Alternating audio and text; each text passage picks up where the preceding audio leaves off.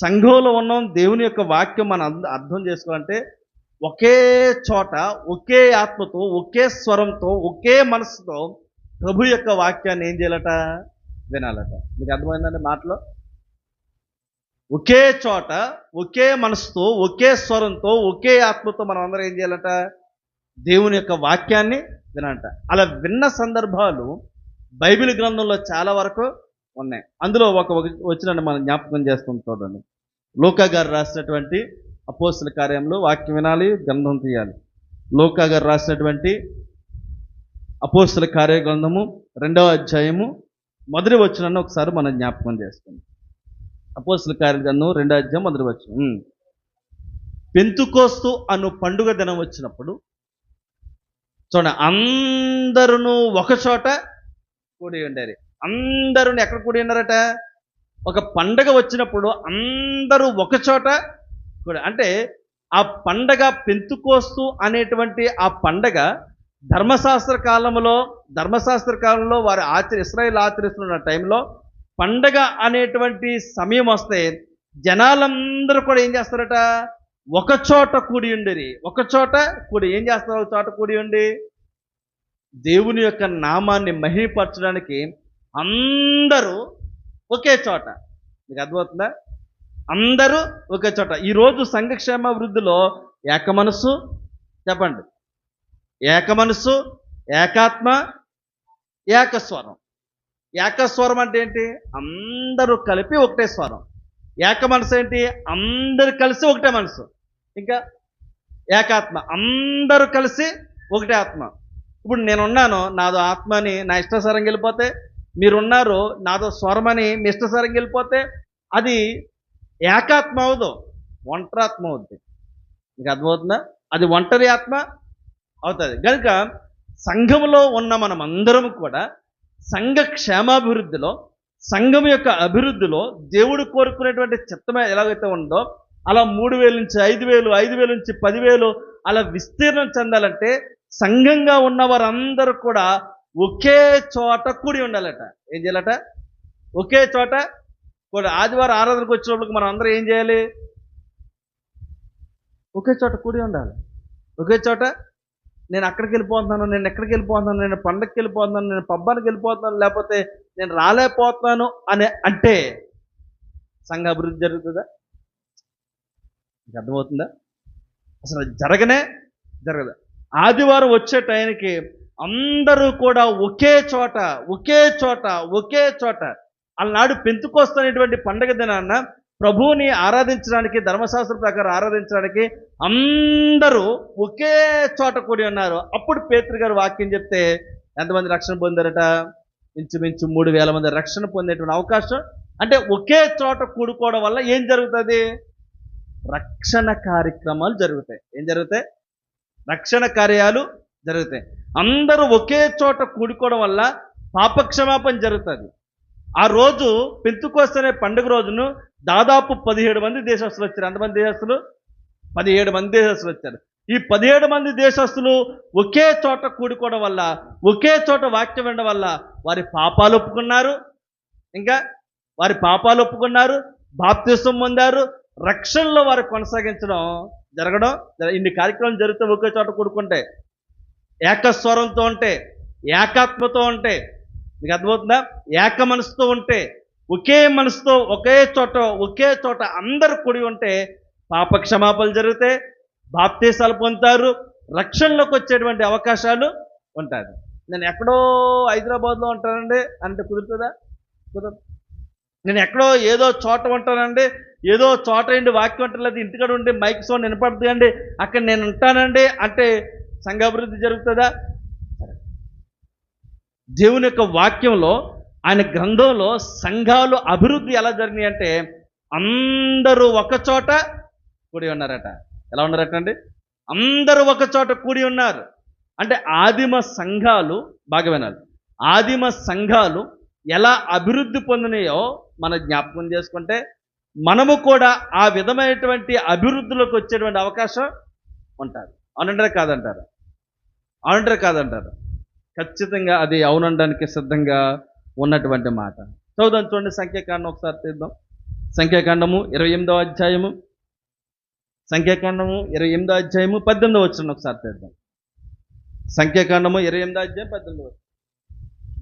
మొదటి దినమున ఉమ్, ఉమ్, ఉమ్, ఉమ్, ఉమ్. అయితే యెహోవా మొదటి దినమున అందరు ఎలా కూడుకోవాలటండి? పరిశుద్ధ సంఘముగా మొదటి దినాన్ని ప్రతి ఒక్కరు కూడా కూడుకోవాలంట. అంటే మనకి ఎన్ని పనులున్నా, ఎన్ని బాధ్యతలు ఉన్నా, ఏమండి బాగా వినాలి, ఎన్ని పనులున్నా, ఎన్ని బాధ్యతలున్నా, ఎన్ని భారాలున్నా ప్రతి ఒక్కరు కూడా మొదటి రోజున పరిశుద్ధంగా అందరూ కూడా ఏం చేయాలట? కూడుకోవాలి, సమాజంగా కూడుకోవాలి. ఇశ్రాయేలులకి దేవుడు చెప్తున్న మాట ఈ మాట, ఇదిగో ప్రతి ఒక్కరు మొదటి రోజున ఏం చేయాలట? అందరూ పరిశుద్ధంగా కూడుకోవాలంటే ఒక చోటకి మీరు అందరూ కూడా రావాలి. ఆ రోజు ఏమని చెప్తున్నాడు చెప్పండి అమ్మా? అందులో మీరు జీవనోపాధి అయిన పనులు ఏమీ కూడా చేయకూడదు. ఇశ్రాయేలుకి దేవుడైనటువంటి యెహోవా చెప్తున్న ఆజ్ఞ ఏమిటంటే, ఆ రోజు మీరు ఏ పని కూడా జీవనానికి సంబంధించి, కడుపు నింపుకోవడానికి సంబంధించి ఏ పని కూడా చేయకుండా మీరు ఏం చేయాలట? ఆ రోజు సమాజంగా కూడి ఇజ్రాయేలీలకి ప్రభు చెప్తున్నటువంటి మాటలు ఇవి. సమాజంగా కూడుకోవాలి. ఏం చేయాలట? సమాజంగా కూడుకోవాలి. రెండవది, ఆ రోజు ఏ పని కూడా చేయడానికి వీలు లేదు. ఒకవేళ చేస్తే అక్కడ శిక్షలు ఉంటాయి. నేడు కూడా ప్రభు అయిన యేసుక్రీస్తు వారి ద్వారా మనకు వస్తున్న ఆజ్ఞ ఏం తెలుసా? ప్రతి ఆదివారాన్ని సమాజంగా మనం కూడుకోవాలి. సమాజంగా కూడుకొని మన జీవన వ్యాపారానికి సంబంధించేటువంటి ఏ పనిని కూడా ఆ సమయాల్లో చేయడానికి వీలు లేదు. మీకు అర్థమవుతుందా? ఇప్పుడు మనకి ప్రభువుని ఆరాధించే టైం ఉంది. ప్రభువుని ఆరాధించే టైం ఉంది. ఏంటి మన ప్రభువుని ఆరాధించే టైం? ఆదివారాన్ని ఉదయం 10 గంటల నుంచి 12 గంటల వరకు. ఈ 10 గంటల నుంచి 12 గంటల వరకు ఈ 2 గంటలు మనం మన జీవనోపాధిని వదులుకొని ఆ ఆరాధన అయిన తర్వాత అప్పుడు నీ పనులకు నువ్వు మళ్ళీ వెళ్ళిపోవు. మీకు అర్థమవుతుందా? ఈ సమయాల్ని మీరు ఏం చేయకూడదట? మీరు మిస్ అవ్వకూడదు. దేవుడు చెప్తున్నటువంటి ఆజ్ఞ, దేవుడు ప్రబోధిస్తున్నటువంటి బోధ ఏమిటంటే సమాజంగా కూడుకోవాలి. రెండవది పరిశుద్ధంగా కూడుకోవాలి. మూడవది ఆ రోజు ఆ సమయాల్లో మీరు ఏ పనిని కూడా చేయకూడదు. ఇది దేవుడు చెప్తున్నటువంటి ఆజ్ఞ. కనుక మన సంఘ అభివృద్ధిలో ఏక మనస్సు ఎలాగొస్తుందంటే, అందరూ ఒక చోట కూడుకోవడం వల్ల ఏమొస్తుందట? ఏక మనసు వస్తుంది. ఇంకేమొస్తుంది? ఏకస్వరం వస్తుంది. ఇంకేమొస్తుంది? ఏకాత్మ వచ్చేటువంటి అవకాశాలు ఉంటాయి. కనుక ఒకవేళ అటువంటి స్వరాలతో ఏకాత్మతో మనం ఉంటే అప్పుడు సంఘం ఏం చేస్తుందట? రోజు రోజుకి అభివృద్ధి పొందేటువంటి అవకాశాలు ఉంటాయి. కనుక దైవ జనాంగమా, దేవుడు చెప్తున్నటువంటి మాట ఏంటంటే, మనం అందరము ఒకే చోట ఏక మనసుతో మనం అందరం కూడా ఏం చేయమన్నాడు? కూడుకోవాలంట. అలా కూడుకోవాలంటే ఎలా కూడుకుంటామండి? దేవుడు మాట చెప్తున్నారు, మాట అనుకోండి. చూడండి, 6వ అధ్యాయం యోహాను సువార్త 6వ అధ్యాయము, అందరు తీయండి. యోహాను సువార్త 6వ అధ్యాయము, యోహాను సువార్త 6వ అధ్యాయము 44వ వచనాన్ని జ్ఞాపకం చేస్తున్నారు. యోహాను సువార్త 6వ అధ్యాయము 44వ వచనం. నన్ను పంపిన తండ్రి వానిని ఆకర్షించితేనే గాని, చూడండి, ఎవ్వడును నా యొద్దకు రాలేడు. ఈ మాటను ఆలోచన చేయాలి. దేవుడు మనల్ని ఆకర్షిస్తేనే కానీ ఎవ్వరం కూడా దేవుని యొద్దకు రాలేమంట. మీకు అర్థమవుతుందా? మనమందరము కూడా దేవుని చేత ఆకర్షించబడితేనే ఎక్కడికి వస్తాం? మందిరానికి వస్తాం. దేవుడు నిన్ను మందిరానికి రమ్మని నీ హృదయములో ఆలోచన పుట్టించకపోతే నువ్వు మందిరానికి రాలేవు. అందుకని కొంతమంది ఎందుకు మందిరానికి రాలేరు? ఎందుకు మందిరానికి రాలేరు? దేవుడు ఇక్కడ కొంతమందికి వారు ఆలోచన పుట్టించడు, కొంతమందికి పుట్టిస్తాడు. పుట్టించిన తర్వాత రావాలనుకుంటాడు. రావాలనుకున్న తర్వాత మళ్ళీ సాతాను అంటాడు, ఏం వెళ్తావులే పడుకో అంట. అన్ ఏం వెళ్తావులే, ఎండ వచ్చేసింది, ఏం వెళ్తావులే, వర్షం వచ్చేసింది, ఏం వెళ్తావులే, ఇంకేమున్నాయి ఏ పనులు, ఏం వెళ్తావులే, నీరసం వచ్చేసింది, ఏం వెళ్తావులే అని సాతానుడు ఏం చేస్తాడట, మళ్ళీ గలిబిలి చేసేటువంటి అవకాశాలు ఉంటాయి. మీరు సమాజంగా కూడుకోవడానికి ఎవరు ప్రేరేపిస్తున్నారంట మనల్ని? అది అంత గొప్ప ధన్యత అండి. మనం సమాజంగా కూడుకోవడానికి, ఒకే చోట కూడుకోవడానికి, ఒకే ఆత్మగా ఉండడానికి, సంఘంలో ఒకే మనసు కలిగి ఉండడానికి దేవుడు మనల్ని అందరిని ఏం చేస్తున్నాడట, ప్రేరేపిస్తున్నాడు. మీరు రెండని ప్రేరేపిస్తున్నాడు.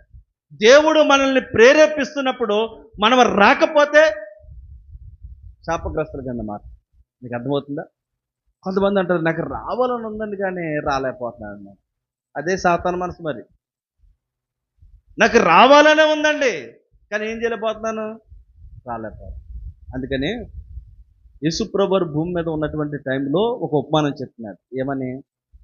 ఏమనంటే, ఇదిగో అనేకమైన నేలలు ఉన్నాయి, విత్తువాడు ఒకడే ఉన్నాడు. విత్తడం ద్వారా ఒకటేమో కొన్ని విత్తనాలు ఎక్కడ పడ్డాయట, రాతి నేల పడ్డాయి. కొన్ని విత్తనాలు ఏమో ముళ్ళ తుప్పలో పడ్డాయి. కొన్ని విత్తనాలు ఏమో రోడ్డు పక్కన పడ్డాయి.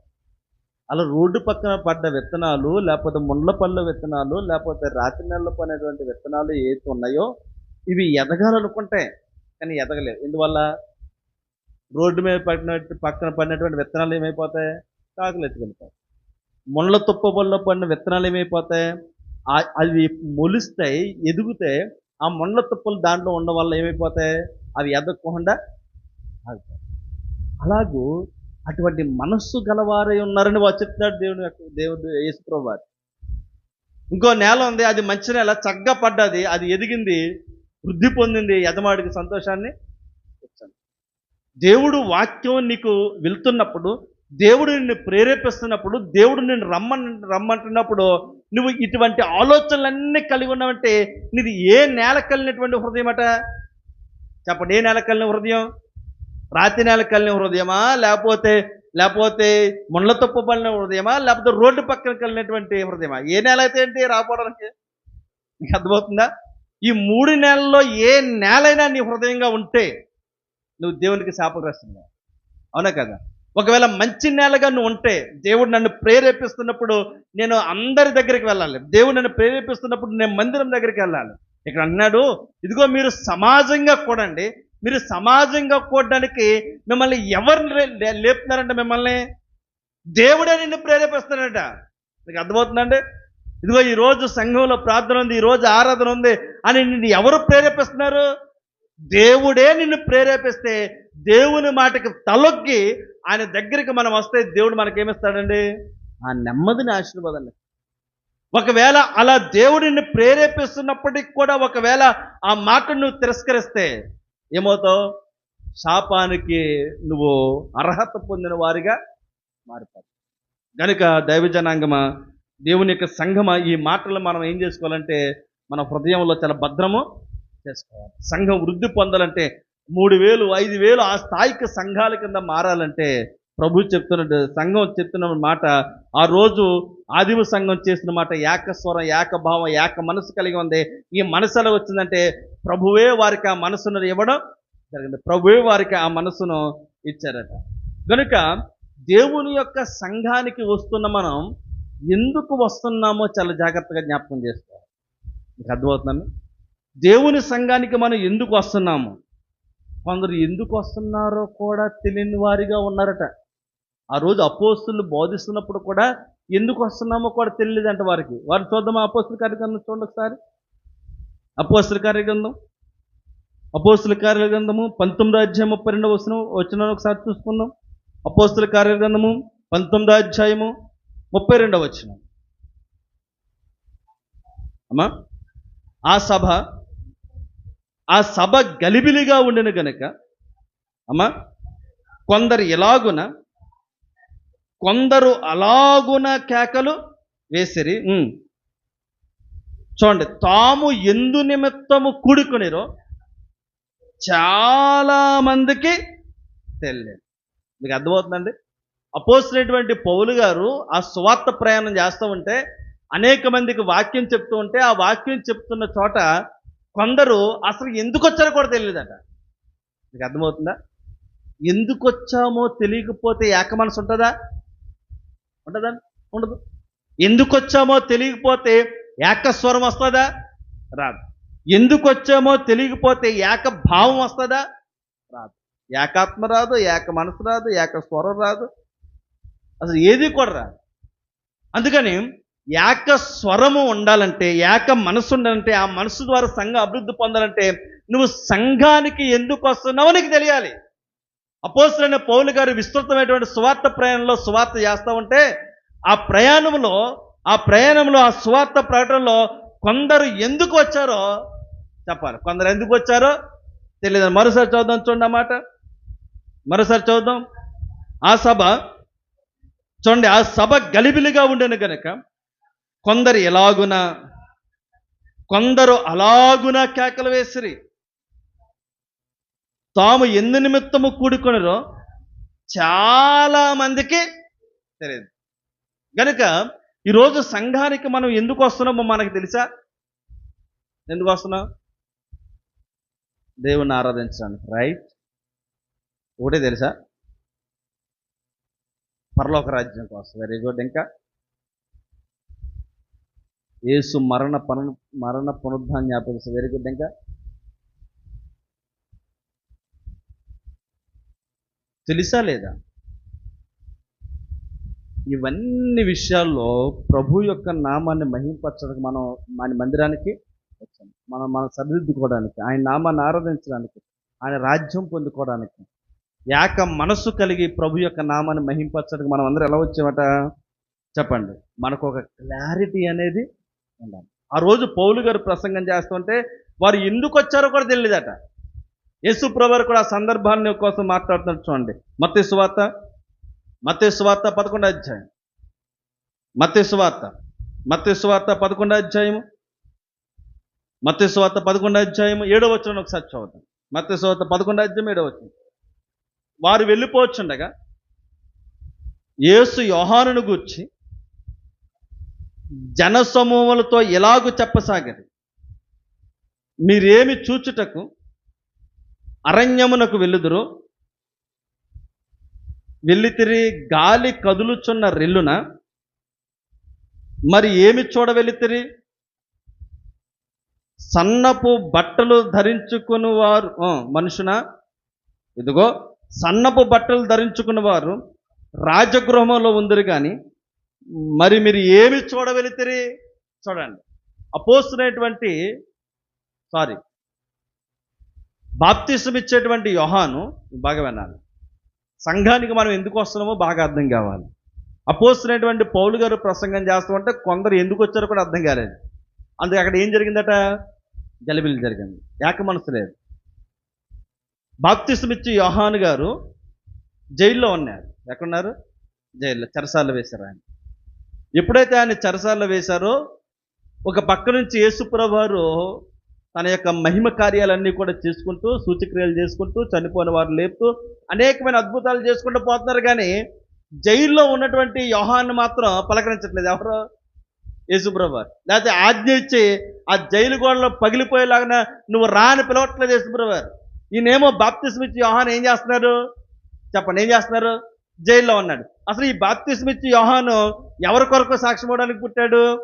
యేసు ప్రభువారికి సాక్ష్యం ఇవ్వడానికి పుట్టాడు. యేసు ప్రభువారికి ముందే 6 నెలల నుంచి అరణ్యంలో సువార్తను ప్రకటించుకుంటూ ఆయన కోసం ప్రకటిస్తూ వస్తూ ఉంటే, ఆయన కోసం మాట్లాడుతూ ఉంటే ఈయన ఏం చేశారు? అక్కడ జైల్లో వేశారు. కానీ యేసు ప్రభువారు ఈయన్ని పట్టించుకోకుండా ఆయన స్వస్థత కార్యాలన్నీ చేసుకుంటూ వస్తూ ఉంటే అప్పుడు యోహాను దగ్గరికి ఆయన శిష్యులు వచ్చి ఎలా ఉన్నారా అంటే, అసలు రాబోవాడిను ఈయన కోసమే నేను ప్రకటించాను, ఈయన కోసమే నేను జైలుకి వచ్చాను, ఒకసారి క్లారిఫైగా చేసుకోండి అని యోహాను తన శిష్యుని పంపిస్తారు. ఎక్కడికి? యేసు ప్రభువారి దగ్గరికి. యేసు ప్రభువారి దగ్గరికి వెళ్తే, అయ్యా ఏంటి మరి విషయం ఎలా జరిగిందంటే అప్పుడు ఆయన అన్నాడు. ఇప్పుడు చదవండి, చూడండి 7వ వచనం. వారు వెళ్ళిపోవచ్చుండగా యేసు యోహానును గూర్చి జనసమూహంతో ఎలాగూ చెప్పసాగాను. చెప్పతే మీరేమి చూచుటకు అరణ్యముకు వెళితిరి? ఏమన్నాడండి? అరణ్యములో ప్రసంగాలు చేస్తున్నప్పుడు అరణ్యాన్ని మీరు ఎందుకు వెళ్ళారు? రెండో మాట, గాలికి కదులుచున్న రెల్లున మరి ఏమి చూడవెళ్తే అసలు మీరు అరణ్యానికి ఎందుకు వెళ్ళారు ఆ రోజు ప్రకటన చేస్తున్నప్పుడు? ఎందుకు వెళ్ళారు? మీరు ఎందుకు వెళ్ళారు? అలా ఊగుతూ చెట్ల కొమ్మలు ఊగుతూ ఉంటే, ఆ నీళ్ళు అలా ప్రవహిస్తూ ఉంటే, లేదా అడవిలో ఏమైనా దొరుకుతాయని వెళ్ళారా? మీరు అక్కడికి వెళ్ళారా? ఇదిగో అరణ్యములో కదులుచున్నటువంటి గాలికి కదులుచున్న రెల్లున మరి ఏమి చూడవెళ్తారు? పోనీ సన్నపున బట్టలు ధరించుకున్న మనుషున్న మీరు ఏమొచ్చారు అరణ్యానికి ఆ రోజు? అరణ్యానికి ఆ రోజు బోధ వినబడుతుంటే ఆ అరణ్యము దగ్గర కూర్చుని మీరు ఏమన్నారు? ఇదే మాట రేపు పొద్దుట రెండో రకంలో యేసుప్రభు తీర్పు దినాన్ని నిన్ను అడిగితే నువ్వేం చెప్తావు? అలా సైలెంట్గా ఉంటావా? సైలెంట్గా ఉంటే ఊరుకుంటానికి ఆయన నరమాత్రుడు కాదు. ఆయన నరమాత్రుడు కాదు. పోనీ ఏదో మాట చెప్పేసి అలా జారిపోవడానికి కూడా ఎదురున్నది నరమాత్రుడు కాదు. చూసారా? బాప్తిసం ఇచ్చి యోహానికి ఎంత శ్రమ వచ్చినప్పుడు వీళ్ళు శిష్యులు పంపి రాబోవాడు అసలు నువ్వేనా అంటే అసలు అరణ్యంలో ఆ రోజు మీరు వచ్చారు కదా, అరణ్యంలో మీరు వస్తే ఆ రోజు మీరు ఏ వాక్యం అన్నారు? మీకు అర్థమవుతుందా? కొందరు దేవుని యొద్దకు వచ్చినప్పుడు, సంఘానికి వచ్చినప్పుడు ఎందుకు వస్తున్నామో మనకి కాస్త అవగాహన ఉండాలి. ఎప్పుడైతే ఆ అవగాహన ఉంటుందో అప్పుడు ఏమొస్తుంది? ఏక మనసు వస్తుంది. అప్పుడు ఏమొస్తుంది? ఏకాత్మ వస్తుంది. అప్పుడు ఏమొస్తుంది? ఏకస్వరము వస్తుంది. ఒకవేళ మనం ఎందుకు వస్తున్నామో తెలియపోతే అపోస్తులైనటువంటి పౌలు గారు అన్నాడు, అక్కడ గలిబిలి రేగెను. అక్కడ గలిబిలి రేగెను. ఎందుకు వచ్చారో ఏ వాక్యం వినకపోతే బాప్తిస్మ ఇచ్చేటువంటి యోహాను ఆ యొక్క జైల్లో ఉన్నప్పుడు అసలు యేసుప్రభు వారినే సంధించేటువంటి అవకాశం ఆయనకి అక్కడ వచ్చింది. కనుక వాక్యం వినకపోతే అనుమానాలు వస్తాయి, వాక్యం వినకపోతే గొడవలు వస్తాయి, వాక్యం వినకపోతే పరలోక రాజ్యానికి వెళ్ళేటువంటి అవకాశమే ఉండదు. వాక్యం వినకపోతే ఈ భూలోకంలో సంఘ అభివృద్ధి. సో దేవుని యొక్క వాక్యం ఎంత స్పష్టంగా తెలియజేస్తుంది. అందుకని ప్రసంగి గ్రంథంలో ఒక మాట అంటాడు, చదువుదాం చూడండి. ప్రసంగి గ్రంథం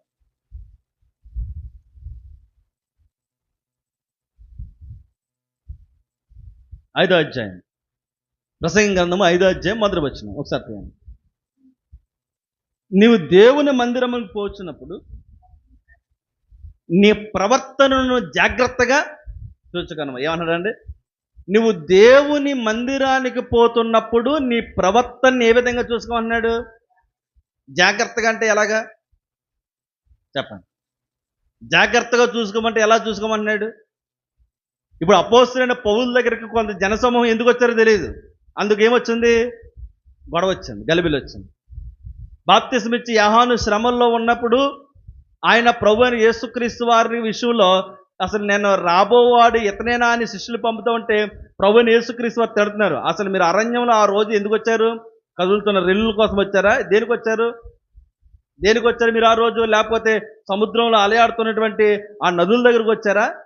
ఆ యొక్క ఆ జల ప్రాంతాలు చూడడానికి వచ్చారా ఒకవేళ? లేదా సన్నపు నార బట్టలు ఎవరు బాగా ధరించుకున్నారు వచ్చారా? మన మందిరానికి ఎందుకు వెళ్తున్నాం? మన మందిరాలకి యేసుప్రభు చూడండి ఎంత స్పష్టమైనటువంటి క్వశ్చన్ మార్క్ వేసి మాట్లాడుతున్నారు. ఎందుకు వచ్చారు మీరు అరణ్యానికి? ఏ ఉద్దేశం మీద వచ్చారు అరణ్యానికి? ఏం వినడానికి వచ్చారు మీరు వాక్యానికి? కొందరు భోజనాల కోసం వస్తారు. దేనికోసం వస్తారు? ఇందాక ఏదో మాట్లాడుకున్నారు పాపం, ఏదో భోజనాలు ఏదో అంటారు, నాకు సరిగ్గా అర్థం. భోజనాల కోసం వస్తారు. దేవుని మందిరం దగ్గరికి దేనికోసం రాస్తారు? కొంతమంది ఫ్యాన్ లేకపోతే రారు. చర్చిలో ఏం లేవు, ఫ్యాన్ లేవు. ఆ చర్చిలో ఏసీ లేదు, ఆ చర్చిలో ఏసీ లేదు, ఆ చర్చిలో సరైన కుర్చీలు లేవు. ఆ చర్చి దేనికి వస్తున్నాం సంఘానికి మనం అసలు? చెప్పండి, మనం దేనికి వస్తున్నాం? అందుకని ప్రసంగి గారు అంటారు, నువ్వు దేవుని మందిరానికి పోతున్నప్పుడు జాగ్రత్త. ఏం జాగ్రత్త? నీ ప్రవర్తన అంతటయో జాగ్రత్త కలిగి ఉంది. నువ్వు మందిరానికి వస్తున్నప్పుడు ఒకవేళ నీకు నీరసంగా ఉంటే జాగ్రత్త. ఒకవేళ సమస్యలు పడిపోతావేమో, లేకపోతే నిద్రలోకి జారిపోతావేమో, జాగ్రత్త. ఒకవేళ దేవుని యొక్క మందిరానికి వస్తున్నప్పుడు ఒకవేళ నీకు ఇంటి దగ్గర ఆలోచనలు నీకు వస్తున్నాయేమో, ఇంటి దగ్గర ఆలోచనలు వస్తున్నాయేమో, జాగ్రత్త. ఒకవేళ నీకు సరిగ్గా నీ విధానం బాగుంటలేదేమో, జాగ్రత్త. మందిరానికి వెళ్తున్నప్పుడు చాలా జాగ్రత్త. నీకు అర్థమవుతుందా? ట్రైన్ మీద విజయవాడ వెళ్ళాలి లేదా హైదరాబాద్ వెళ్ళాలి, జాగ్రత్త ఏం తీసుకుంటామంటారా లేదా మామూలుగా ఎక్కేద్దామంటారా? ఎన్ని జాగ్రత్తలు అండి. ఎప్పటి నుంచి జాగ్రత్త? రేపు వెళ్దాం అనుకున్నాం, ఈ రోజేం జాగ్రత్త పడతామా అసలు పడమా? పడము. ఏం పడతాం? పడతాను, పడిపోతాం, 10 సార్లు పడిపోతాం ఇంట్లో చేసా గుమ్మాలు గుద్దేసి. రేపటికి రేపటికి హైదరాబాద్ సాయంత్రం 8:30కి నర్సపూర్ ట్రైన్ ఉందిగా, ఆ ట్రైన్ ఎక్కాలంటే ఇప్పుడు ఏం చేస్తాం? ఒక పెద్ద బ్యాగ్ ముందు రెడీ చేస్తాం. ఎందుకని? పులిహారతో సహా అన్నీ పెట్టుకోవాలి. ఈరోజు ఎంత రెడీ అవుతుందండి, ఇన్ని బట్టలు పెట్టుకుంటాం 2 రోజులు ఉండడానికి. ఇంకా ఆఫ్టర్లో ఒక ట్రైన్ జర్నీ చేయడానికే, ఆ ప్రాంతం మీద తిరిగి రావడానికే నీకు అంతగా శ్రద్ధ ఉంటే, దేవుని మందిరానికి వచ్చినప్పుడు నీ ప్రవర్తన ఎంతగా సిద్ధపడుతున్నావు, మందిరానికి రావడానికి ఎప్పటి నుంచి నీ సిద్ధపాటు ఉంటుంది? ఓ మాట ప్రశ్న, ప్రభువైన యేసుక్రీస్తు వారు వేసారు చెప్పా, అరణ్యంలోకి మీరు ఎందుకు వచ్చారు అబ్బాయి? గాలి ఒకడానికి చూడడానికి వచ్చారా, లేకపోతే ఎవడన్నా మంచి మంచి బట్టలు వేసుకుంటూ వచ్చారా? ఆ రోజు మీరు వాక్యం వినలేదా? ఆ రోజు మీరు వాక్యం వింటే బాప్తిస్మం ఇచ్చి యోహాను దగ్గర నుంచి నన్ను ఈ ప్రశ్న అడడానికి మీరు రారన్నాడు. ఎంత గొప్ప మాట అండి, చాలా అద్భుతమైన మాట. ఆ రోజు అరణ్యంలో మీరు సరిగ్గా నా మాటలు వింటే, అరణ్యంలో నేను చేసిన బోధ మీరు సరిగ్గా వింటే, కొండలపై నేను చేస్తున్న బోధ మీరు సరిగ్గా వింటే, ఆ రోజుకి బాప్తిస్మం ఇచ్చే యోహానుకి ఈ ప్రశ్న రాదు. ఆ ప్రశ్న మోసుకొని మీరు నా యొద్దకు రాలేదు. ఆ రోజు మీరు వినలేదు కాబట్టి. మందిరానికి మనం రావడానికి మనకి ఉన్నటువంటి సిద్ధపాటు ఎప్పటి నుంచి అంటున్నాను అండి? ఇప్పటి నుంచి మన సిద్ధపాటు కలిగి ఉండాలి. ఆలోచించుకోవాలి. శుక్రవారం నుంచి ఆలోచించుకోవాలి, శుక్రవారం నుంచే మొదలెట్టుకోవాలి. శనివారం అనుకుంటే రేపు ఆరాధన అనేటువంటి ఒక ఆలోచనతో మనం కొన్ని పనులు సిద్ధపాటు చేసుకోవాలి. సిద్ధపాటు చేసుకొని శనివారం సాయంత్రం కల్లా మన హృదయాలను సిద్ధపాటు చేసుకొని, మన ప్రార్థన పూర్వకంగా సిద్ధపడి, మనం అన్ని సిద్ధపడి తొందరగా పడుకొని ఉదయాన్నే, నిన్న శనివారం ఉదయకాల ఆరాధనలు అదే, వేకువ జామునే మనం లేచి మన బిడ్డల నిమిత్తం మనం మొరపెట్టి ప్రభు సన్నిధానికి మనం వెళ్తున్నాం అనేటువంటి ఒక తీర్మానంతో మనం హ్యాపీగా రెడీ అయిపోయి, ఏమండి ఒక పావు గంట ముందు, ఈరోజు చక్కగా అరగంట ముందు వచ్చేసారు ప్రార్థన, కానీ అరగంట ముందు వచ్చేసారు. అలా ముందుగానే ఒక 10 నిమిషాలైనా కాస్త మనం ముందుగానే వస్తే, ట్రైన్కి 10 నిమిషాల ముందు ఉంటామా, లేదా ట్రైన్ వెళ్ళిపోయిన 10 నిమిషాల తర్వాత వస్తామా? మందిరం చాలా ప్రాముఖ్యమా, లేకపోతే ట్రైన్ బాగా ప్రాముఖ్యమా? ట్రైన్ ప్రాముఖ్యమే. అలాగే ట్రైన్ ప్రాముఖ్యాలు శాపమని అనట్లా, ట్రైన్కి ఆ రోజు అది ప్రాముఖ్యమే, అంతకన్నా మందిరాలు ఇంకా ప్రాముఖ్యం అనేటువంటి సంగతిని మనం బాగా గుర్తాడు. అందుకే యేసుప్రభువు వారు చెప్తున్న మాట, అరణ్యంలో మీరు ఏం చూడడానికి ఆ రోజు వచ్చారు? ప్రసంగం వినడానికి రాలేదా? ప్రసంగం వినడానికి. అందుకని యేసుప్రభువు వారి వెనకాలే జనాలు ఏ రకమైన జనాలు ఉండేవారంట చెప్పండి? ఏ రకమైన జనాలు? భోజనం దొరుకుతుందని ఒకడు, ఆరోగ్యం దొరుకుతుందని ఒకడు, లేకపోతే ఆయన దగ్గరికి వెళ్తే ఏదో దొరుకుతుందని ఒకరు, రొట్టెల కొరకు ఒక్కొక్కరు ఒక్కొక్క విధంగా ఆయన యొద్దకు వచ్చేవారు. ఎవరైతే వాక్యం కొరకు వచ్చారో వారే నిత్య జీవానికి వారసులు అవుతారు. మన మందిరానికి ఎందుకు రావాలో తెలుసా? మన యొక్క ముఖ్యమైన ప్రాముఖ్యం ఏంటంటే, ఆయన్ని మనసారా కాస్త 4 పాటలతో, ఆత్మతో, సత్యంతో ఆరాధించి, ఆయన వాక్యాన్ని విని, ఆ వాక్యం ద్వారా కొన్ని మనసులు మనం మార్చుకుని, ఒకవేళ ఆయన వాక్యానికి సరితోగని మనసు ఏదైనా ఉంటే దాన్ని మనం ఏం చేసుకున్నట సరి చేసుకుని, క్రీస్తు వారి రొట్టెలోను ఆయన యొక్క ద్రాక్షారసంలోనూ మన చేతులు ముంచి మన కొన్ని కృతజ్ఞతలు ఆయన చెల్లించి, హృదయపూర్వకంగా మన ఇక్కడికి ఆయనకి వందనాలు చెప్పి ఇక్కడి నుంచి మనము అంతకన్నా మనం ఎక్కువ రాకూడదు ఇక్కడ. అందుకని మన సంఘంలో మనకి ఎక్కువగా వినబడవలసింది ఏంటంటే, దేవుని యొక్క వాక్యమే ఎక్కువగా వినబడాలి. దేవుని యొక్క వాక్యం. మీరు పలానా మెనుమే ఉన్న సంఘంలో మీ సంఘానికి ఉన్నటువంటి ఒక స్పెషల్ ఏంటంటే ఏం చెప్తాం? చికెన్ బిర్యానీ చెప్తామా? చట్టం. అందుకనే ఏం చెప్తాం? సత్యమైనటువంటి వాక్యం విరివిగా వినబడద్దని. అది మాత్రమే మనల్ని ఏం చేస్తుంది తెలుసా? బాధలో నెమ్మదినిస్తుంది. అది మాత్రమే మనల్ని ఏం చేస్తుంది తెలుసా? పరలోక రాజ్యానికి నడిపిస్తుంది. అందుకని మనం ఏమి వింటున్నామో మన మందిరానికి వచ్చినప్పుడు అది మనం చాలా జాగ్రత్తగా అర్థం చేసుకోవాలి. ఏమి వినకపోతే పౌలు దగ్గర ఏం జరిగింది? గొడవ జరిగింది. ఏమి వినకపోతే ఇదిగో బాప్తిస్మం ఇచ్చి యోహానే ఆలోచనలు పడ్డాడు, ఆయన శిష్యులే ఆలోచన పడ్డారు. యేసుప్రభువు అన్నారు, ఏమి వినడానికి ఆ రోజు మీరు వచ్చాను అంటారు. అందుకని ఆయన ప్రసంగి అనేటువంటి సొలొమోను అంటున్నాడు, ఏమన్నాడు తెలుసా? మీరు మందిరానికి పోనప్పుడు మీ ప్రవర్తన జాగ్రత్తగా చూసుకునండి. కింద వచ్చిన ఏం మాట్లాడుతున్నారు చూడండి ఒకసారి. ఆ బుద్ధిహీనులు అర్పించినట్లుగా బలి అర్పించుట కంటే సమీపించి ఆలకించుట శ్రేష్టము. అది మందిరానికి వచ్చే మనకు ఉండాల్సినటువంటి మొట్టమొదటి ప్రాముఖ్యత ఏంటంటే, మనం బలులు అర్పించట కంటే మనం దేవుని యొక్క వాక్యాన్ని చాలా శ్రద్ధగా వినడమే. అందుకని మొన్న కూడా చెప్పాను నేను, మన జోబులో ఉన్న 100 రూపాయల నోటు కానుక పెట్టలేయడం పెద్ద ఇబ్బంది ఏం కాదు, కానీ గంట వాక్యాన్ని మనకు నిద్ర రాకుండా శ్రద్ధగా వినడం చాలా ప్రాముఖ్యమైనటువంటి విషయం. ఏది మనకి తేలిగ్గా ఉంటుంది చెప్పండి? ఏది మనకు తేలిగ్గా ఉంటుంది? 100 రూపాయలు కానుక పెట్టలేయడం పెద్ద సమస్య ఏం కాదు నీకు. మరి ఏది సమస్య? వాక్యాన్ని వినడం. అందుకని సాతానుడు కూడా ఒక ఆలోచన నేర్పడి తెలుసా మనకి? ఆలోచన ఏం నేర్పడి తెలుసా? డబ్బులు వేసే, అది ఇచ్చే, అది. అందుకని సౌలు తన రాజ్యాన్ని కూడా కోల్పోవడానికి ఒక మూల కారణం, ఫస్ట్ కారణం ఏంటి తెలుసా? సౌలు తన రాజ్యాన్ని కోల్పోవడానికి మొదటి కారణం ఏంటి తెలుసా? ఆయన మాట అనలేదు. ఏమి ఇచ్చాడట? బలులు వస్తున్నాడట. అందుకని అన్నాడు సమూయేలు భక్తుడైన సమూయేలు అంటున్నాడు, అయ్యా దేవుని మాట వింటే శ్రేష్టం కదా. ఆయన బలిని కోరట్లేదు, ఆయన మాట వినడం మాత్రం కోరుకున్నాడు. నేడు సంఘానికి కూడా ఆయన వినడం కోరుకున్నాడు ప్రాముఖ్యంగా. అలా వినలేదు కనుక రాజ్యం పోయింది, అధికారం పోయింది.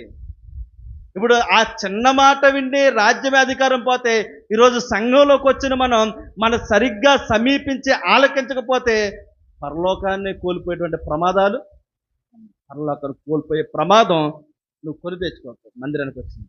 మందిరానికి మనం ఎందుకు వస్తామండి? ఆరాధించడం కాదు, ఆయన వాక్యం వినడానికి వస్తాం. స్కూల్కి మనం ఎందుకు వెళ్తామండి? చదువుకోవడానికి వెళ్తాం. లేదా పనికి మనం ఎందుకు వెళ్తామండి? పని చేయడానికి వెళ్తాం. పని చేయకుండా ఆటాడుకుంటే జీతం అవుతాం.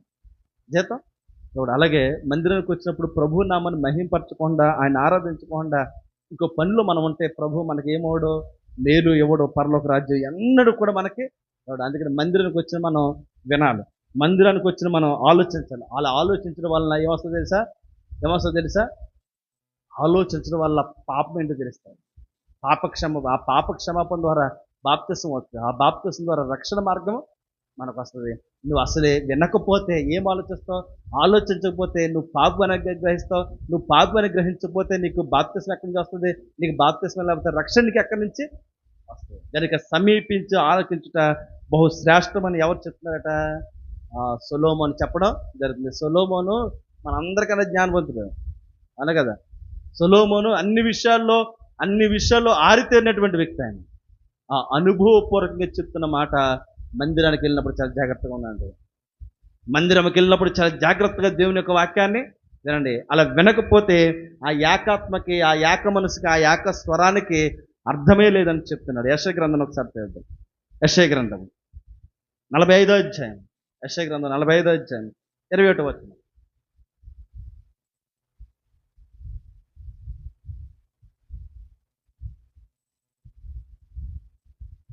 45వ అధ్యాయం 21వ వచనం చదవండి. మీ ప్రమాణ వాక్యములు నా సన్నిధిని తెలియజేయడి, జనులు కూడుకొని ఆలోచన చేసుకుందరుగాక. అంటే జనాలు కూడుకొని ఆలోచన చేయాలట. ఎక్కడికి వచ్చి చెప్పాలి, ఈ మాట బాగా ఆలోచన చేయాలి. జనాలు కూడుకొని ఆలోచన చేయాలట. ఏం ఆలోచన చేయాలి? ఎప్పుడు వదిలేస్తాడా అని ఆలోచన చేయాలా? ఎప్పుడు ఇంటికి వెళ్ళిపోదామని ఆలోచన చేయాలా? ఇంటికి వెళ్ళిన తర్వాత ఈరోజు ఆదివారం ఏ కూర, ఏ స్పెషల్ ఉండాలని ఆలోచన చేయాలా? లేకపోతే నేను ఇంకా కూర వండలేదు, కూర వండాలి, బట్టలు ఉతకలేదు, ఇంకా బట్టలు ఉతకాలి అండి. ఇంకా 2-3 చెప్పండి.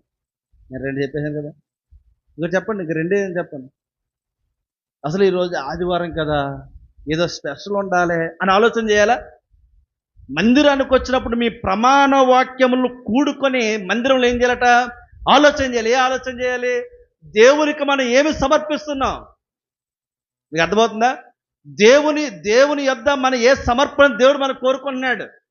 మనం ఎలాగూ దేవుని ఆలోచిస్తున్నామని సంఘములో కూడండి, కూడి ఏం చేయమన్నాడు? మీ ప్రమాణ వాక్యాల్ని ఆలోచన చేయండి. దేవుడికి నువ్వు ఏదైతే ఆలోచన ఇచ్చావో, దేవుడికి నువ్వు ఏదైతే తీర్మానం చేస్తావో, దేవుడికి నువ్వేదైతే ప్రామిస్ చేస్తావో, ప్రమాణం చేస్తావో, ఇవన్నీ మందిరంలో కూర్చొని ఆలోచన చేసుకోండి. ఒకవేళ నా ప్రమాణాలు నేను నెరవేర్చకపోతే ఆలోచన చేసి ఆ ప్రమాణం నెరవేర్చేటువంటి ఆ సహాయాన్ని ప్రభు యొద్ద కోరుకోండి. మందిరం దగ్గరకు వచ్చిన లోపలికి దేవుడు ఎంత జాగ్రత్తలు చెప్తాడు చూడండి. అది ఆదిమ సంఘం ఆచరించింది కాబట్టి లెక్కకు విస్తరించి ఏం చేసిందట? సంఖ్య వృద్ధి పొందడం జరిగింది. కనుక మందిరం దగ్గరికి వచ్చినప్పుడు మన ఆలోచనలు ఎలా ఉండాలట? చాలా జాగ్రత్తగా ఉండాలి. ఎందుకు ఉండాలంటే దేవుని యొక్క వాక్యం నిత్య జీవం కలిగింది. ఈ మాట యేసుప్రభు వారు చెప్తూ యోహాను సువార్తలోకి మాట్లాడు బాగా చదవాలి. యోహాను సువార్త 5వ అధ్యాయం 39వ వచనం. 5వ అధ్యాయం 39వ వచనం ఒకసారి. లేఖనముల యందు మీకు నిత్య జీవం కలదని తలంచుచు ఏం చేయమన్నాడండి? లేఖనముల యందు నిత్య జీవం. ఇది చాలా బలమైనటువంటి మాటలు. లేఖనముల యందు ఏంటి లేఖనం? చెప్పండి, ఏమి లేఖనం? చెప్పండి. లేఖనం అంటే ఏమిటి? లేఖనాలు అంటే ఏంటమ్మా? వాక్యమే. మరి వాక్యమునందు ఏముందట? నిత్య జీవం. నువ్వు ఎక్కడికి వెళ్ళాలనుకుంటున్నా చచ్చిపోయిన తర్వాత నిత్య జీవం. అంటే నిత్య జీవం ఎక్కడుంది? వాక్యం వినుట యందు ఉంది. లేఖనము యందే నిత్య జీవం ఉందని మీరు తలంచండి అన్నాడు. అవునా కదా? వాక్యములోనే పరలోకం ఉంది. వాక్యం వింటేనే పరలోకం. వాక్యం వినకపోతే పరలోకం లేనే లేదు. కేవలం వాక్యం వినడం ద్వారానే, లేకపోతే వాక్యాన్ని నెరవేర్చడం ద్వారానే. ఆ వాక్యం మనం విని దాన్ని ఆచరణలో పెట్టడం ద్వారా ఇది ఏముందట? పరలోకం ఉందంట. ఇప్పుడు చదువుతాం చూడండి. లేఖనముని యందు మీకు నిత్య జీవము కలదని తలంచుచు వాటిని పరిశోధించుచున్నారు. చూడండి, యేసుప్రభువు అంటున్న మాట. మీకు వాక్యము ద్వారానే పరలోకం అనుకున్నారు, వాక్యం ద్వారానే పరలోకం వస్తుంది అనుకుంటున్నారు, అందుకని వాటిని పరిశోధిస్తున్నారు. కానీ అవి నన్ను గురించి సాక్ష్యం ఇచ్చుచున్నవి. అయితే మీకు జీవము కలిగినట్లు మీరు నా యొద్దకు రావడం లేదు. కొంతమందికి ఎలా ఉంటుందంటే యేసుప్రభువు చెప్తున్నటువంటి ఉపమానంలో ఉన్నటువంటి యేసుప్రభువు చెప్తున్నటువంటి ఆ మాటలో ఉన్నటువంటి ఆ యొక్క భావం ఏంటంటే, మీరు వాక్యమందే పరలోకమందని నమ్ముతున్నారు, దాన్నే పరిశోధిస్తున్నారు, కానీ వాక్యమై ఉన్న నా యొద్దకు మాత్రం మీరు రావట్లేదు. అప్పుడు మీకు జీవం ఎలాగ వస్తుంది అన్నాడు. ఇప్పుడు చాలామందికి అతి భక్తులు ఉంటారు. కొంతమంది తెలుసా మీకు? అతి భక్తులు ఎలా ఉంటారంటే మందిరానికి రారు వాళ్ళు. మరి ఏం చేస్తారు? ఫోన్లో చూస్తారు. మందిరానికి రారు వాళ్ళు. వాళ్ళు ఏం చేస్తారు? మాకు ఎంతగానో చదువు వచ్చని బైబిల్ చదువుకుని అక్కడే ఉండిపోతారు తప్ప మందిరానికి మాత్రం. యేసుప్రభువు అన్నారు, లేఖనముల యందే నిత్య జీవం నువ్వు విరుగుతున్నప్పుడు మరి ఆ జీవాన్నిచ్చే నా దగ్గరికి మీరు ఎందుకు రావట్లేదు? అంటే కూడుకున్న సంగతి చెప్తున్నాను. మేము ఎక్కడైనా కూడుకుంటామండి, మా ఇంటికాడ మేము కూడుకుంటామండి, మా భార్య భర్త లేదా మా పిల్లలతో మేము కూడుకుంటామని మేము ఎక్కడితో సరిపోతామంటే దేవుని వాక్యం ఏంటో తెలుసా? తప్పు. అది పరలోక రాజ్యానికి ఎన్నడూ కూడా నీకు. ఆ రోజు ఆదిమ సంఘం అందరూ ఒకే చోట కూరుకున్నారు. అందువల్ల ఏమొచ్చిందట? ఏకాత్మ, ఏక మనసు, ఏకభావం, ఏకస్వరం వచ్చింది. ఆ ఏకస్వరంతో సంఘాన్ని వారందరూ ఏం చేశారట? అభివృద్ధి పరచబడ్డం జరిగింది. అందుకని మందిరానికి వచ్చిన వాడు ప్రతి ఒక్కరూ దేవుని వాక్యాన్ని వినాలి. వినకపోతే ప్రభు అడుగుతాడు, దేని కొరకు నువ్వు వాక్యం దగ్గరికి వచ్చావు? దేని కొరకు నువ్వు మందిరం దగ్గరికి వచ్చావు? మందిరంలో ఏమి చూడడానికి వచ్చావు? మందిరానికి ఎందుకు వచ్చావు? నువ్వు కనబడడానికి వచ్చావా? నువ్వు చూపించుకోవడానికి వచ్చావా? ఫ్యాన్లు చూడడానికి వచ్చావా? లేకపోతే ఇంటి దగ్గర బోరు కొడుతుందని వచ్చావా? ఎందుకు నువ్వు వచ్చావు అని ఆయన ప్రశ్న వేస్తున్నప్పుడు ఆ ప్రశ్నకు మనం సమాధానం చెప్పగలమా? చెప్పండి. కనుక మందిరానికి వచ్చినప్పుడు మనం ఎందుకు వస్తున్నామో మనకు బాగా తెలిసి ఉండాలి. లేఖనమందు నిత్య జీవం ఉంది. ఆ నిత్య జీవం ఎవరి వల్ల వచ్చిందట? యేసుప్రభువు వారి ద్వారానే వచ్చింది. కనుక ఆ యేసుప్రభువు వారు ఉన్న చోట ఏ చోట? చెప్పండి, ఉన్న చోట ఏ చోట? ఎక్కడ 2 3 కూడతారో అది సంఘం. ఆ సంఘానికి ఆయన ఏమై ఉన్నాడట? ఆ శిరస్సు అయి ఉన్నటువంటి సత్యాన్ని మనం ఏం చేయాలట? గ్రహించాలి. అందుకని సంఘం విషయంలో ప్రతి విశ్వాసి చాలా జాగ్రత్తగా ఉండాలి. రేపు యేసుప్రభువు వారు రెండవ రాకడ ఆయన ప్రత్యక్షమవుతున్న చోట సంఘాన్నే తీసుకెళ్తాడు. కానీ సంఘం అంటే పడిన వాళ్ళకి, సంఘం అంటే నచ్చని వారికి, సంఘం అంటే హేయమైన వారికి, సంఘం మాకు వద్దన్న వారికి, సంఘంలో ఉన్న వారిని కాక ఇంక ఎవరిని కూడా ఆయన తీసుకెళ్లేటువంటి అవకాశాలు లేవు. కనుక అటువంటి సంఘంలోకి నువ్వు వస్తున్నప్పుడు నీ ప్రవర్తన ఏ విధంగా ఉందో జ్ఞాపకం చేసుకోవాలి. అందుకని సంఘములతో ఆత్మ చెప్తున్న మాట చెవిగలవాడు వినుగాక. విను, ఆత్మ చెప్తున్న మాట. అందుకని ప్రకటన గ్రంథం ఒకసారి తీయండి. ప్రకటన గ్రంథము 3వ అధ్యాయము, తొందరగా ప్రకటన గ్రంథము 3వ అధ్యాయము, ప్రకటన గ్రంథము 3వ అధ్యాయము 6వ వచనం. సంఘములో ఆత్మ చెప్తున్న మాట చెవిగలవాడు వినుగాక. సంఘములతో ఆత్మ చెప్తున్న మాట ఎవడంటాడట? చెవులేనుడు ఏం చేస్తాడు?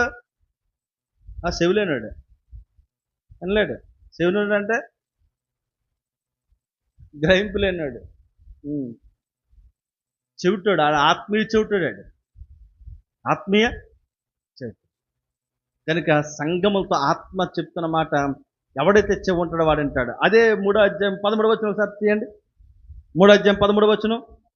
సంఘములతో ఆత్మ చెప్పుచున్న మాట చెవిగలవాడు. ఇంకా మరోసారి మాట్లాడతాడు. సంఘములతో ఆత్మ చెప్తా చెవిగల వింటాడు. అదే 3వ అధ్యాయం 22వ వచనం చూడండి.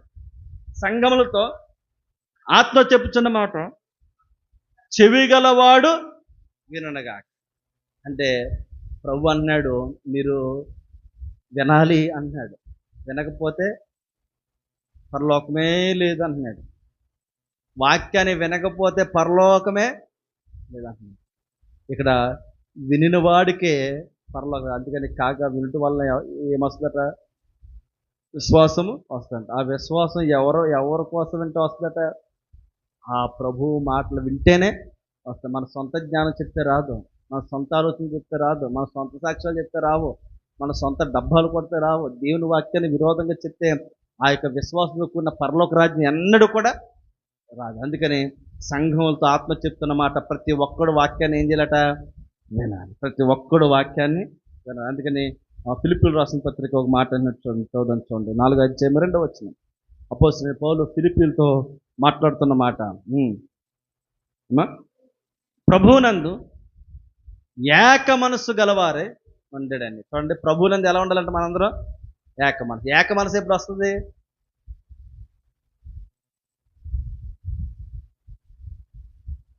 ఏక మనసు ఎప్పుడు వస్తుందట?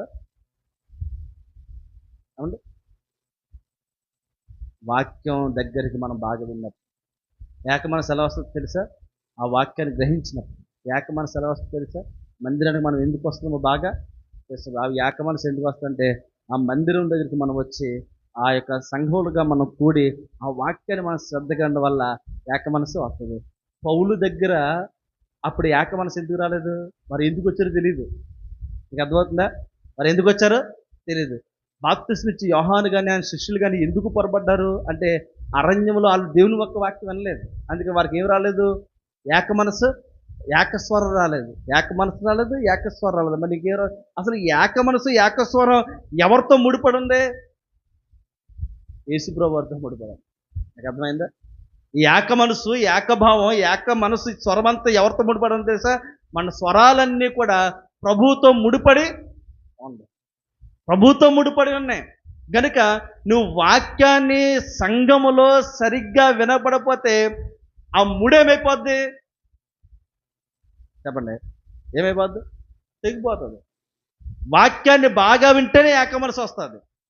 వాక్యాన్ని బాగా వినకపోతే రాదు. అప్పుడు ముడేమైపోద్ది?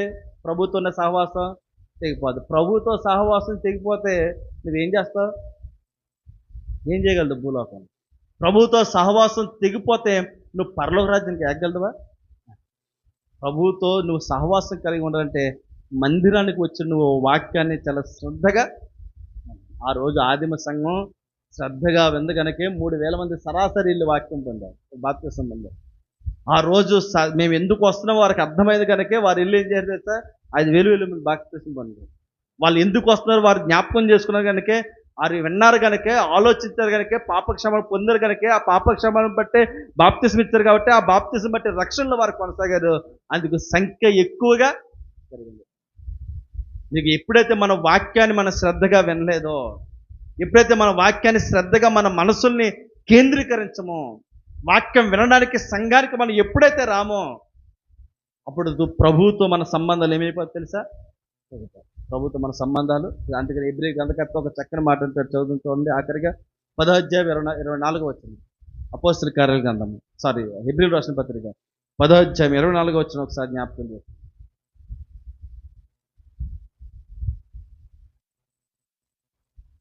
కొందరు మానుకొనుచున్నట్లుగా సమాజముగా కూడుట మానక ఒకరినొకడు హెచ్చరించుచు ఆ దినము సమీపించుట మీరు చూచిన కొలది మరి ఎక్కువగా అలాగు చేయొచ్చు, ప్రేమ చూపుటకును సత్కారము చేయుటకును ఒకరినొకడు ఏం చేసుకోవాలట? పురికొల్పుకోవాలని మీరు ఏం చేయాలట? ఆలోచన చేయాలట. ఇప్పుడు హెబ్రీ గ్రంథకర్త ఒక చక్కని విషయాన్ని చెప్తున్నాడు. దేవుని యొక్క వాక్యాన్ని వినిన మీరందరూ కూడా, దేవుని యొక్క వాక్యాన్ని విని మీరందరూ కూడా ఏం చేయాలట? సంఘంగా కూడుకునే విషయంలో మీరు ఎప్పుడూ కూడా ఆబ్సెంట్ అవ్వకూడదని చెప్తున్నాడు. మీకు అర్థమవుతుందా? కొందరు మానుకొనిచున్నట్లుగా. కొందరు సంఘాన్ని ఎందుకు మానేస్తున్నారు చెప్పండి? కొందరు సంఘాన్ని ఎందుకు మానేస్తున్నారు? వారికి ఏకాత్మ లేదు, ఏక మనసు లేదు, ఇంకోటి ఏకస్వరం లేదు. ఏకాత్మ, ఏకస్వరం, ఏక మనసు ఎందుకు రావట్లేదు అంటే మందిరానికి మనం ఎందుకు వెళ్ళాలో మనకు తెలిస్తే ఆ లక్షణాలు వస్తాయి. ఆ లక్షణాలు వస్తే మన సంఘానికి మనం ఎన్నడూ కూడా అందుకని కొందరు మానుకొనుచున్నట్లుగా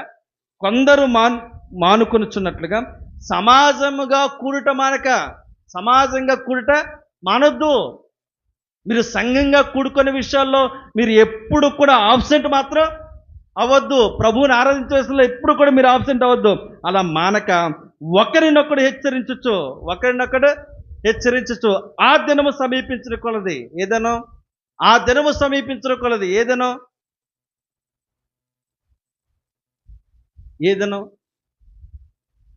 ఆ దినము సమీపించిన కొలది ఏదనో అండ్ ఆ దినము సమీపించగలదు ఏదనో ఆ దినము సమీపించగలదు ఏదనో ఆదివారం. మీరు సమాజంగా కూడుట మానక, సమాజంగా మనం ఎప్పుడు కూడతాం? ఈ ఆదివారాన్ని కూడుకునే విషయాల్లో ఆ దినము సమీపించుకోలేదు. బాగా వినాలి. ఆ దినము సమీపించుట కొలది మీరు చూచిన తర్వాత, మీరు చూచిన కొలది మరి ఎక్కువగా అలాగూ చేయొచ్చు. ఏం చేయాలట చెప్పండి? ఏం చేయాలట? హెచ్చరించాలట. రేపు ఆదివారం అని చెప్పాలి. ఎవరికి? వచ్చినలుగా. రేపు ఆదివారం అని ఎవరికి చెప్తాం అమ్మా? అంటే నాకు ఏమవుతుంది? మీ పదాలు, మీ పలుదప్ప అర్థం కాదు. ఏం చెప్పండి? ఆ దినము రేపు ఆదివారం అని చెప్పడానికి మనం ఎవరికి చెప్తాం? అవును, ముందుగా మన ఇంట్లో చెప్పుకోవాలి రేపు ఆదివారం అంటే, అవునా కాదు? రేపు ఆదివారం సిద్ధపడాలి అని చెప్పి, లేకపోతే మన స్నేహితులు చెప్పుకోవాలి, మన బంధువులు చెప్పుకోవాలి, మన సంఘానికి వచ్చిన వారు చెప్పుకోవాలి రేపు ఆదివారం. అలా నడిచి వెళ్తాం. రేపు ఆదివారం వస్తున్నామా అని అడగాలి. నేను మానేస్తే మన ఎందుకు మానేశారు అని అడగాలి. ఎందుకంటే సమాజంగా కూడట నువ్వు మానేస్తే ప్రభుత్వ సంబంధం తీసుకుపోతావు. జాగ్రత్త. ఎంత బాగా చెప్తారు చూడండి. సంఘానికి వచ్చిన వారు ఏకాత్మ కలిగి ఎలాగుండాలి? ఏకాత్మ అక్కడ ఉంటుంది అంటే అవునంటారు కదంటారు.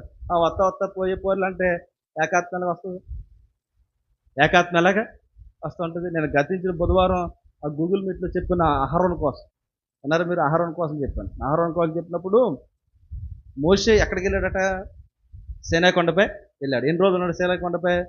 40 రోజులు ఉన్నాడు. 40 రోజుల నుండి కిందకు వచ్చే టైంకి కింద ఉన్న వాళ్ళు బ్యాచ్ అంతా ఏం చేశారు? మోషే ఏమేయడో మాకు తెలియదని ఒక బంగారు దూడనే చేసుకున్నారు. బంగారు దూడని చేసామన్నారండి. ఎవరు చేసామన్నారు? ప్రజలు చేసామన్నారు. ప్రజలు చేసామంటే ఈ సేవకుడు ఏం చేశాడు? అప్పుడు ఉన్న సేవకుడు చేశాడు. వీళ్ళ దుర్మార్గులు కనుక వీళ్ళు ఏదో చేసేస్తాను నన్ను అని వారిని అది ఏం చేయమంటే అదే నాటకం ఆడాడు. ఎవరు? అహరోను. అటువంటి సేవకుడు ఆ రోజు ఇశ్రాయేలు కొండం చాలా బాధాకరం. సంఘం తప్పు చేస్తే సేవకుడైనటువంటి వాడు గద్దించాలి. ఆ రోజు సమాజం తప్పు చేస్తే పైనుంచి కిందకు వచ్చాడు ఎవరు? మోషే. వచ్చి ఏం చేశాడు సార్, లేవీయులకి ఆజ్ఞ ఇచ్చి ఇలా తప్పు చేసిన వాళ్ళందరినీ ఈ భూమి నుంచి తీసి అంటే 3,000 మందిని చంపేశారు. మీకు అర్థమవుతుందా? లాలనలు దోళనలు కాదు. ఆ దినము సమీపించిన కొలది మనం అందరం ఏం చేయాలట? రేపు సండే, రేపు సండే మనం అందరూ ఆరాధనకి రావాలి. ఒకవేళ ఎందుకు రాలేకపోతాం అంటే వాళ్ళ సమస్య ఉందంటే ప్రార్థన చేద్దాం, మీరు రండి అని చెప్పరు. ఆ దినము కొందరు మానుకునిచున్నట్టుగా, మరోసారి కొందరు మానుకునిచున్నట్టుగా సమాజంగా కూడిట మనకు ఎప్పుడు మనం సమాజంగా కొడతాం? ఆదివారం మనం సమాజంగా కూడదు కనుక ఒకరినొకడు హెచ్చరించుకోవాలి. ఏమని హెచ్చరించుకోవాలి? చెప్పండి, ఏమని హెచ్చరించుకోవాలి? హెచ్చరంటే ఏ హెచ్చరిక ఉంటుంది? ఏ హెచ్చరిక చెప్పండి? అది హెచ్చరిక. ఒక అది స్వీట్ వార్నింగ్ అన్నమాట. అడిగిపోతున్నావు ఈరోజు బొట్టెట్టుకుని, రేపు ఆదివారం నువ్వు ఎప్పుడు వచ్చిన సాయంత్రం వచ్చారని చెప్పాలి. నాకెట్టిన అడిగిపోతున్నావు అదో వార్నింగ్, స్వీట్ వార్నింగ్. ప్రభుని మనం ఆరాధించాలి. ప్రభుత్వ సంబంధం మంత్రం మన తెగుపడకు వీలు లేదా ఏమో రేపొద్దున అడుగుతాడు. ఆ రోజు యోహాను శిష్యుల్ని అడిగేశారు. అరే యోహాను శిష్యుల్నే ఏం చూడడానికి వచ్చారు అరణ్యంలో మీకు అన్నాడు. ఈరోజు ప్రభు విషయంలో మిమ్మల్ని అడుగుతున్న జాగ్రత్త అంటున్నాడు. ఆ దినము సమీపించుట మీరు చూచిన కొలది, ఆదివారం వస్తున్నటువంటి ఆ యొక్క ఆలోచన కొలది మనందరం ఏం చేయాలట? మరి ఎక్కువగా అలా చూస్తూ ప్రేమ చూపాలి. ఎప్పుడు? ఆదివారం, శనివారం, శుక్రవారం ప్రేమ చూపుతూ రండి, ప్రార్థన రండి అని చెప్తూ, సత్కార్యం చేస్తూ మీరు రావాలి అని చెప్తూ, ఒక్కరినొక్కడు ఏం చేయాలట? పురికొల్పు కావాలి. ఏం కావాలి? పురికొల్పుకోవడం అంటే రమ్మని అడగాలి. ఎదుటివాడు ఏమన్నాలి? నీకెందుకు వస్తా రాకపోతే? సేవకులు లేని బాధ నేంటి మీకు? మేము వస్తాం అది మానేస్తాం, మీకు ఖాళీ ఉంటే వెళ్ళండి అని ఎదుటి వ్యక్తి అనకూడదు. నువ్వు మాకు గుచ్చారా, మాకు తెలీదా వారాలు అని అనకూడదు. అవునా కదా? అనకూడదు. రేపు రండి మీరు అన్నప్పుడు అవును వస్తాను, మేము రామని నువ్వు అంటున్నావా ఆ మాట? కొంత తలతెక్క మనుషులు ఉంటారు కొంతమంది, ఉంటారు కదండి, బాగా తలతెక్క మనుషులు. ఆ తలతెక్క మనుషుల దగ్గర మనం ఏం చేయాలో మనకు అర్థం కాదు. ఒకవేళ అలాగంటే అది ప్రభువుకి మనము వదిలేయాలి. ప్రభువుకి మనం వదిలేయాలి. రండి పురి కొలుపుకోవాలంటే అవును ఓకే రేపు ఓకే మేము అందరూ వస్తాం. ఏ టైంకి వస్తాం? తొందరగా వెళ్ళిపోవాలి. మరి పలానా ఆమె వస్తుందా? ఏమో అటు వెళ్తున్నప్పుడు నేను మాట్లాడుతానులే అది పురి కొలుపుకుని సంఘంలోకి మనం అందరం కూడా వస్తే ఆ సంఖ్య ఏదైతే ఉందో ఆ సంఖ్యకి మనం చేరేటువంటి అవకాశాలు ఉంటాయి ఉండవా? ఖచ్చితంగా ఉంటాయి. ప్రభు ఒకప్పుడు అవకాశాన్ని ఇచ్చాడా లేదా? ఎందుకు ఇచ్చాడు? అలా ఉన్నారు కాబట్టి వాళ్ళు అపోస్తలుల బోధ ఎందును, రొట్టె ఎందును, ప్రార్థన ఎందును, సహవాసమును ఎడతెగకున్నారు కానీ ఆ కార్యక్రమాలు అక్కడ అందుకు వాళ్ళు ఏమొచ్చిందట? లేక మనస్సు వారికి రావడం. కనుక యెరూషలేము ప్రాంతంలో పెంతుకోస్తు పండుగ రోజు ఇశ్రాయేలు అందరూ సమాజంగా కూడారట. అలా కూడుకున్న వాళ్ళందరినీ కూడా ఎవరు రప్పించారట? దేవుడే వారిని ఆకర్షించారట. దేవుడు వారిని ఆకర్షిస్తే దేవుని యొద్దకు వచ్చారు. అందుకన్నా దేవుని యొద్దకు వచ్చినప్పుడు మీ ప్రవర్తన ఒకసారి జాగ్రత్తగా చూసుకోండి. దేవుని యొద్దకు ఎందుకు వచ్చారో మీకు తెలియకపోతే గలిబిళ్ళు వస్తాయి. దేవుని యొద్దకు ఎందుకు వచ్చారో తెలియకపోతే మీరు దేవుని యొక్క సంకల్పం, దేవుని జ్ఞానం మీకు అర్థం కాదు. ఎందుకు వచ్చారో తెలియకపోతే పరలోకమే మీకు రాదు. ఎందుకు వచ్చారో మీకు తెలియకపోతే దేవునితో సహవాసమే మీకు ఉండదు. ఆత్మ చెప్తున్న మాట, సంఘంతో చెప్తున్న మాట ప్రతి ఒక్కరు కూడా జాగ్రత్తగా వినాలి. అలా వినిన వాడు శనివారం వచ్చేటప్పటికి సమాజంగా కూడా అందరికీ చెప్పాలి. అలా అందరికీ చెప్పి ఈ దేవుని వాక్యాన్ని అనేక మందికి మనం ఏం చేయాలట? చారదీసి వారిగా ఉంటే అప్పుడు ప్రభు అంటాడు, భలా నమ్మకమైన మంచి దాసుడా, నువ్వు రా నా రాజ్యంలోకి. అంటే మీ అందరి పాపాల కోసం నేను మోసాను భారాన్ని, ఇప్పుడు నా రాజ్య స్వార్థను మీరు మోయగలదురా అని అడుగుతున్నప్పుడు నువ్వేమంటావు? నేను మోయలేం ప్రభు అంటావా? అలాగంటే ప్రభు మనల్ని క్షమిస్తారా?